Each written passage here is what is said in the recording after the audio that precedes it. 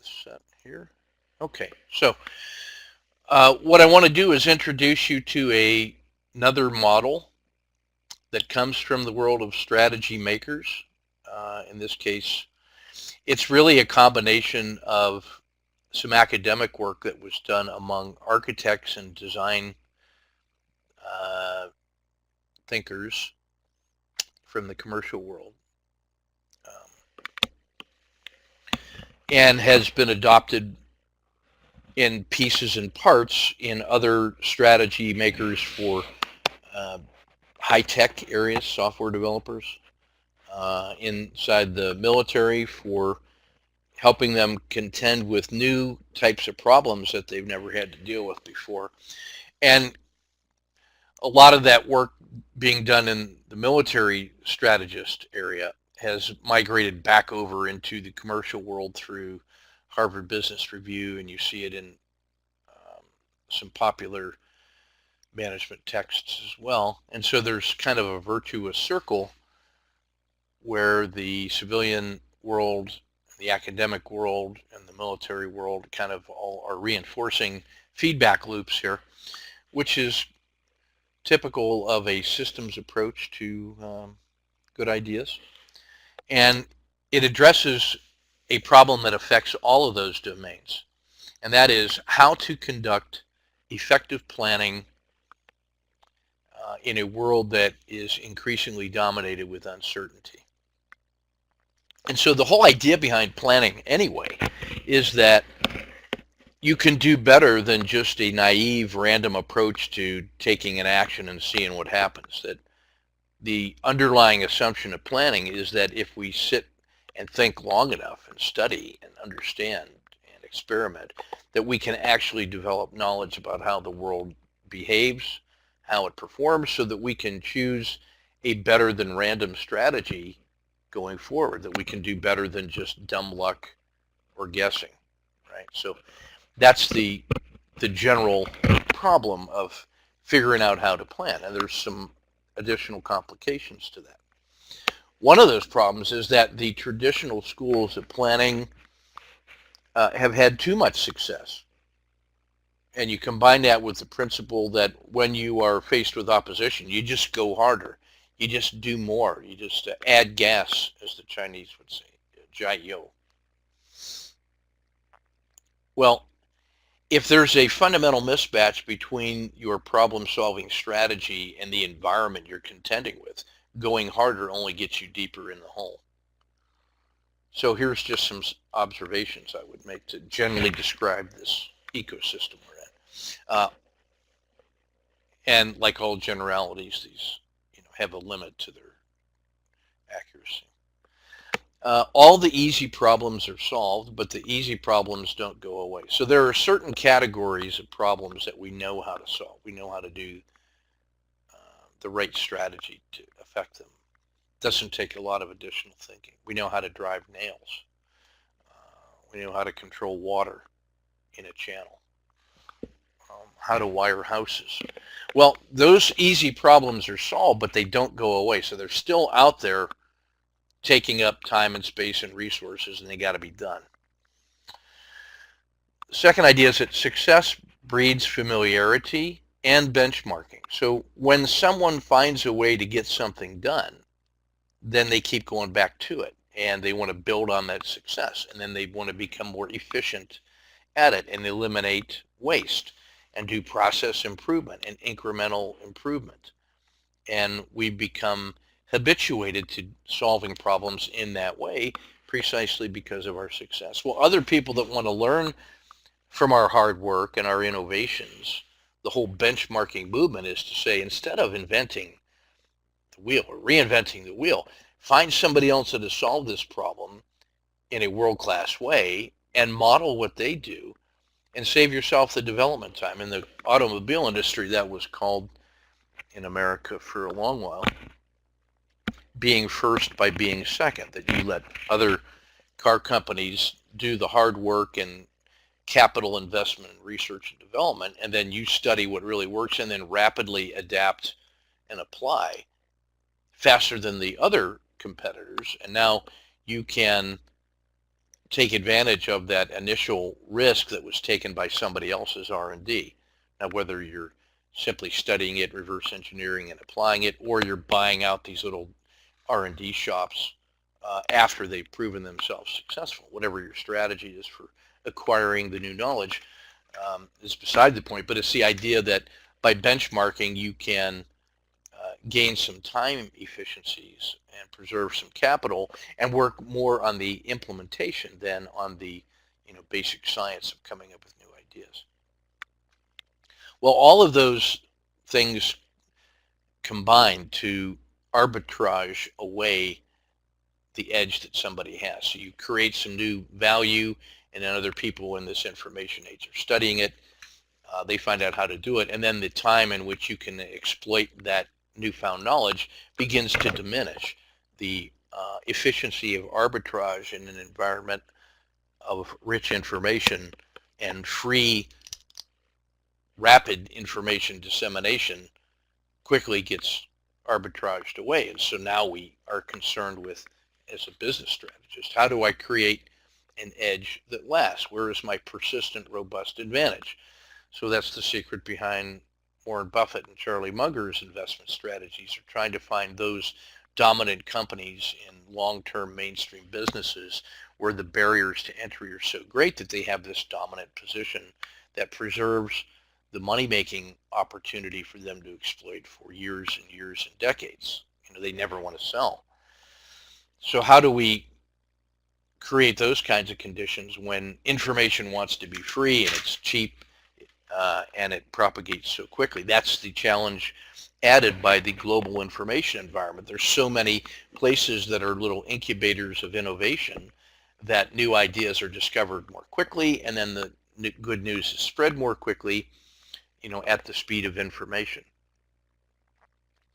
And then we recognize that in this kind of hyper-competitive world we have, that competitors that don't adapt or won't adapt, they simply disappear. It's change or die. And so what we're left with are opponents or competitors, the opposition, who are either excellent at adapting to a changing environment, or they were lucky enough to stumble into a new idea that hadn't been tried before that turns out to be effective. So they're either very smart or very lucky, or a combination of those things. And so either way, you're always being presented with a problem set that is morphing, adapting, and getting harder to solve in the old usual ways. So how do we respond to this new adaptive, dynamic world in order to plan in a way that gives us a better than random chance of being successful? That's the general problem. So one of the robust ways that have been tried is this notion here, that by classifying a problem in an appropriate way, that will lead you to choose an appropriate strategy for that type of problem, and that should more reliably lead you to an effective particular solution for that context.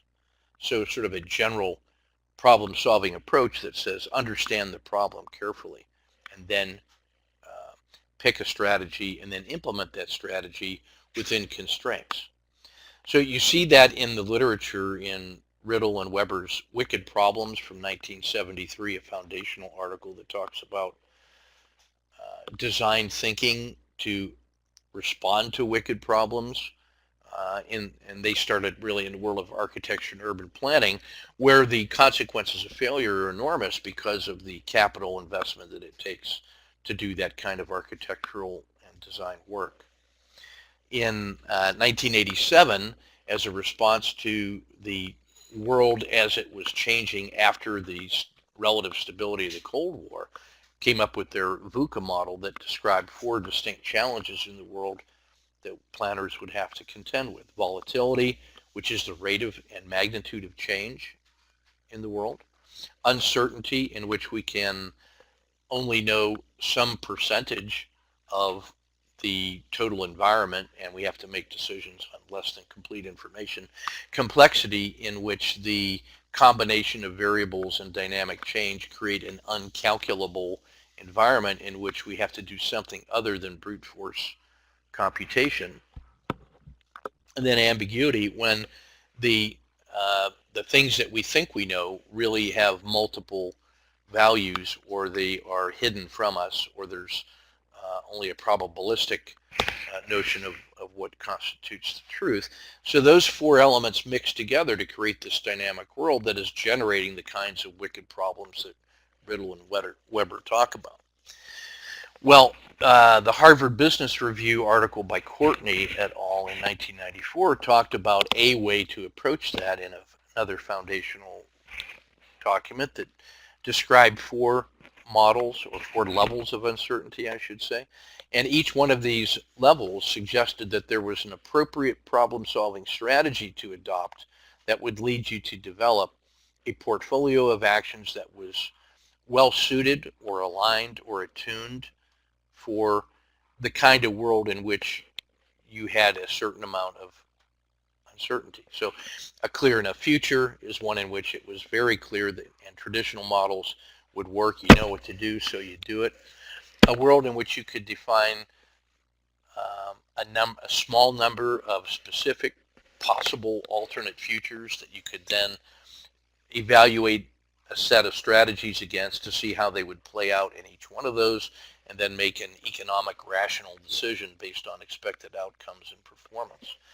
A range of futures in which the possible futures were so vast you couldn't itemize them all, and so you would have to use a sampling strategy to pick some representative futures and see how your choices might unfold in a world of very distinct policy choices.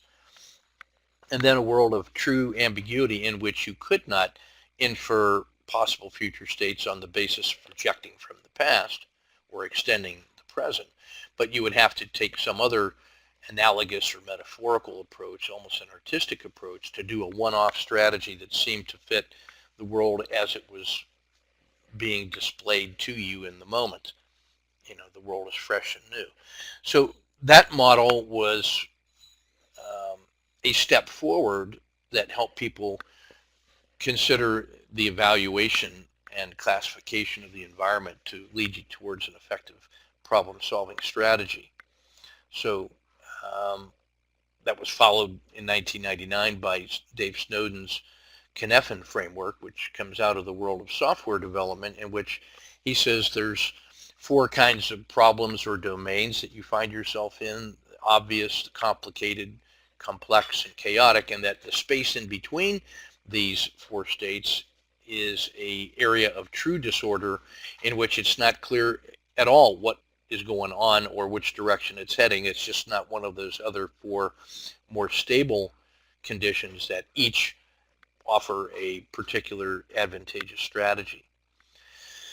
The Army responded to a lot of this in the 2000s with a clarified problem classification model that looked at the world through a tripartite lens, in which problems were well structured, in which case we used training and battle drills to handle them in the usual way efficiently and quickly. Semi-structured problems, which looked a lot like the alternate futures approach in the HBR or the complicated/complex Cynefin framework, in which we used a military decision model to come up with courses of action that were evaluated against different criteria, and then a rational utility model used to pick a solution and a way ahead. And then unstructured problems, which were more and more the challenges we faced in trying to handle stability operations in Southwest Asia, in which we had won the kinetic war and we're now trying to bring peace to the valley and do nation building, which is notoriously difficult, if even possible at all, to do. And so the unstructured problems we were being presented as a military were not well suited for solving through our traditional means. And our very experience of this rational utility model didn't account for human complexity and uncertainty, and so we were trying to solve problems with tools that were not really designed for that job.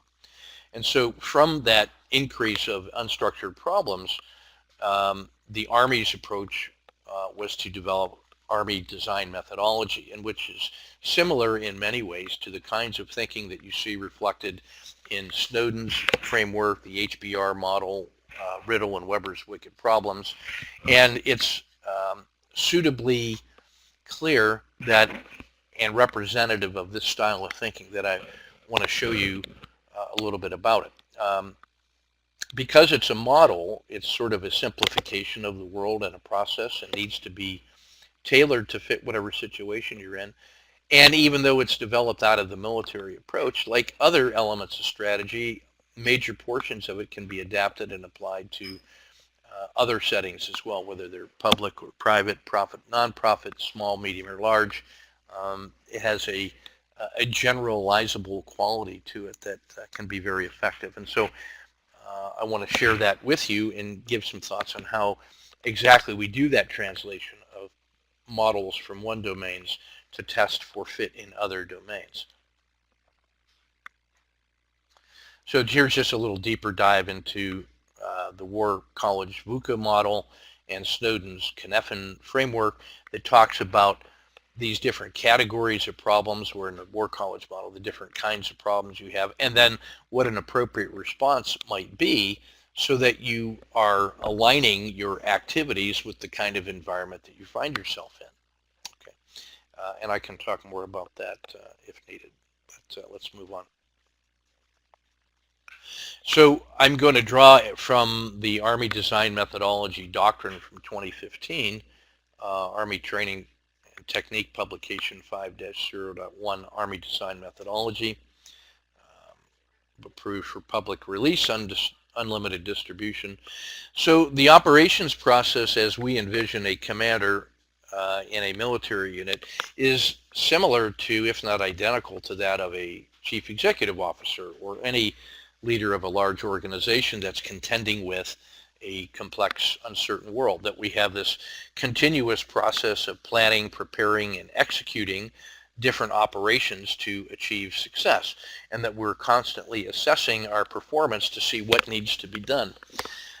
Inside of that commander's head, we have this notion of that first he has to understand the environment and then visualize what's going on and what needs to be done to be able to describe that in an effective way to his staff of planners and to his subordinate units who are going to execute these plans, and then direct them in the performance of their duty. And that we're going to be constantly applying human factors, leadership and inspiration and prioritization, while also constantly assessing how well we're doing in the idea of moving the organization towards mission accomplishment. That's similar to what you would expect any CEO or any large unit leader to say about what it is that they do. And that we would typically think of planning at two different levels: at the conceptual level about what we ought to be doing and why, the purposeful activity, and then the specific detail planning about how to do it. And so there's a relationship between these two categories of planning that are being conducted simultaneously in a communication network that has to link these two kinds of plans and planners together. Concepts then drive the details that are going to lead to implementation, and then some of those details and how well we're doing at them lead to the influence of concepts themselves. So there is a virtuous cycle in there. And so the Army recognizes these three models of planning based on the kinds of problems we have. Troop leading procedures for well-structured problems where we just train and then execute. The military decision-making process where we're looking at those semi-structured problems, and then Army design methodology for these unstructured or sometimes even wicked problems. That's what we'll be looking at more today.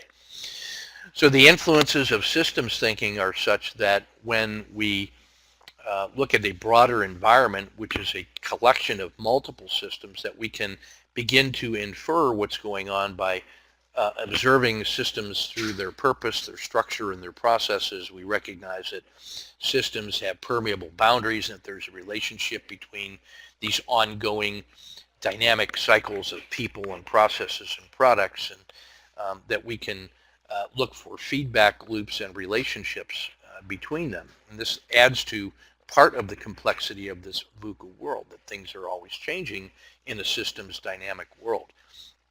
And so this top-down and bottoms-up planning, the relationship between design methodology, the conceptual basis, and military decision-making, the detailed implementation, goes something like this through time, that upon receiving a new mission or seeing an opportunity in the civilian world, or responding to a problem, we start trying to understand the environment itself, to frame it and its major moving pieces so that we can understand the ecosystem, and then find and then frame the type of problem we have, and then develop an operational approach. So we're moving from unstructured towards at least semi-structured, and as we do that, the more and more detailed military decision making for implementation begins to become more prevalent.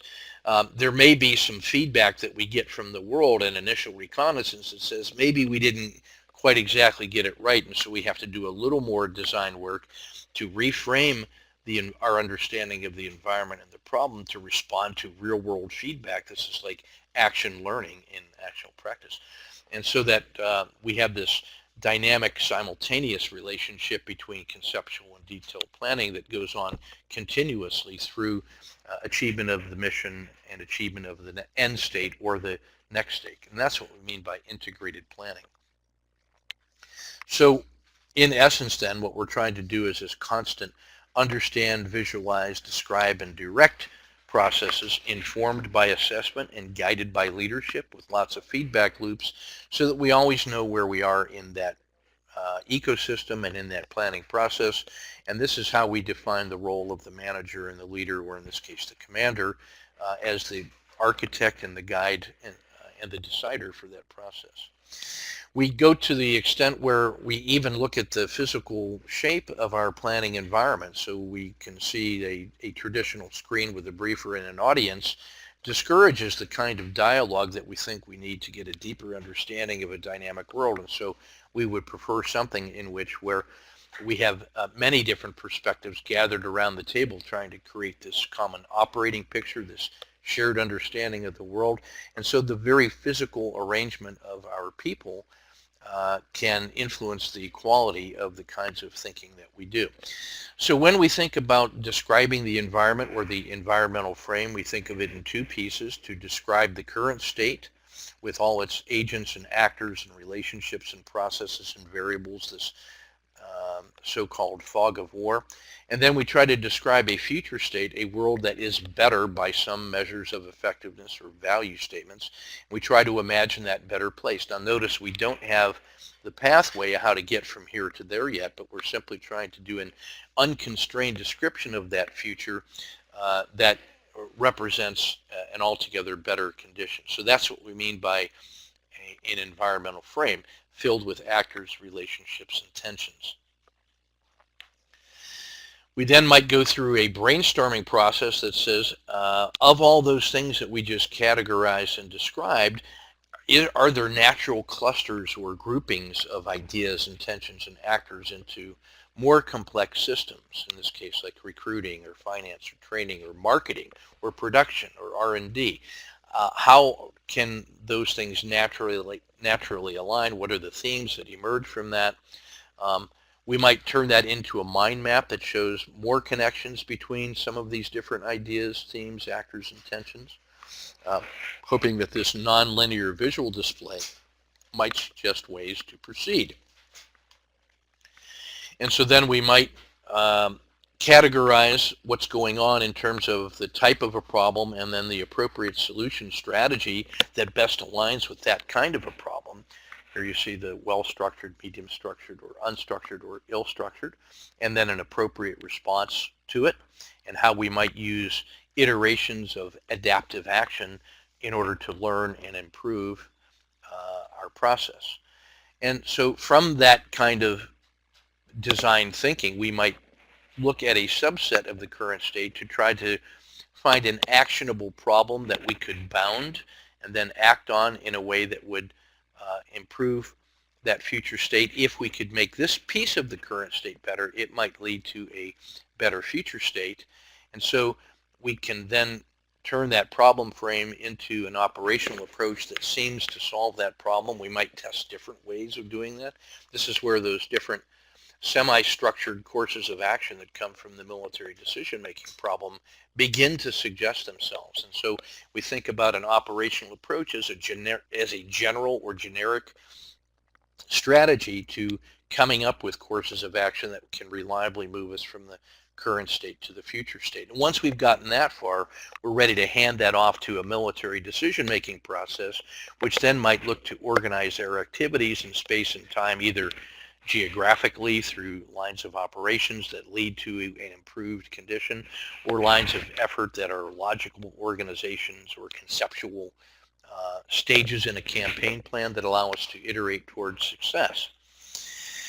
That might further be developed into a detailed operational approach. Now we're looking at a very specific contents and times and phases and assets and milestones and project management and certain areas of specialization, each of which has a purpose and which has outcomes that it supports, which we then hope to blend in a portfolio of actions into a more effective or satisfying end state. And so in this way, we've gone from the world of true conceptual design thinking and turned that unstructured problem into a semi-structured problem, into a detailed plan of action that can be supervised and managed in the usual way through people that know how to work in their special lanes.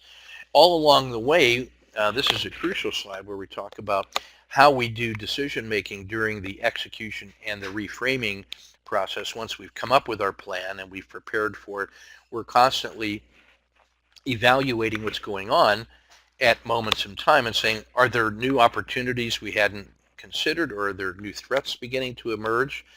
Do we have to make adjustments, decisions in order to get back on the plan and execute the plan as we envisioned it? Or are these of such a nature that it asks us to go back and reframe because we now have a deeper understanding of what's really going on that changes the quality of that plan? We realize that the current plan is no longer good enough. So those opportunities or threats could actually lead to reframing and redoing. So we're never really out of the design thinking business. We're using these ongoing assessments to continually evaluate and update our posture. Or it may simply be that we need to make a specific decision to continue to execute. It may be that no decision is required at all, that things are moving along in an orderly fashion, and we can just let nature unfold the way it currently is. So I want you to think of the ongoing management and leadership of activities and operations as such that we're constantly making those kinds of assessments and decisions to progress towards an end state, and staying on plan and doing as we're doing. We're making some minor adjustment execution decisions, or making some adjustment decisions where we maybe implement a contingency plan that's part of the master plan, but we now have to take an action to get us back on towards the plan, or it may be a reframing altogether. And so that's sort of that conceptual connection between the world of, man, I don't even know what's going on, much less what to do, back to the world of simple execution of well-trained tasks by well-prepared organizations that are efficient and effective.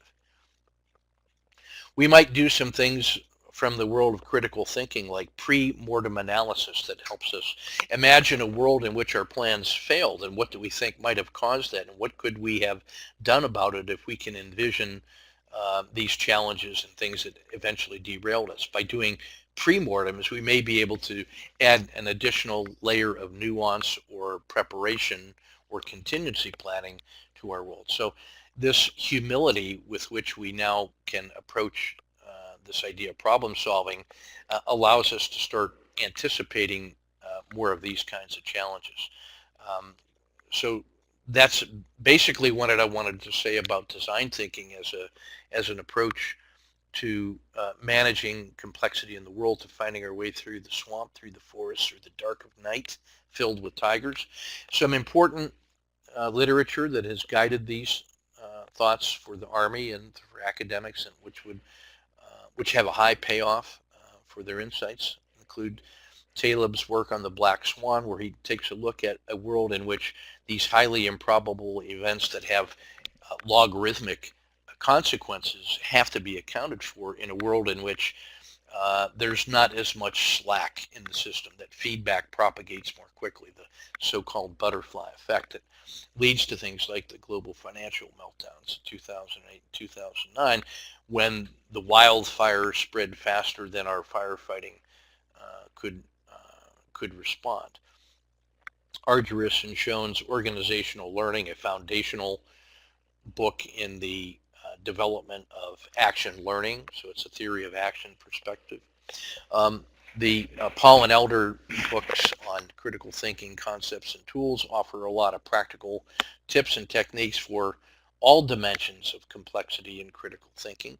Thinking Fast and Slow by Kahneman, his capstone, popular, easy to read insights into a rich career dealing with uncertainty and